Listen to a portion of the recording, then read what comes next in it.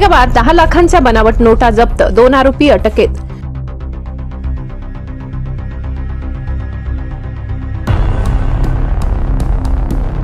नाशिकच्या मालेगाव तालुका पोलिसांनी मोठी कारवाई करत तब्बल 10 लाख रुपयांच्या 2000 बनावट चलनी नोटा, 500 रुपयांच्या नोटा जप्त केल्यात। ही कारवाई हॉटेल A1 सागर समोर मुंबई आग्रा महामार्गावर करण्यात आली।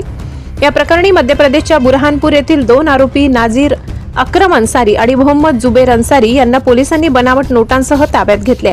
या दोघांकडून 2 मोबाईल फोनसह एकूण 10 लाखांचा मुद्देमाल पोलिसांनी जप्त केलाय।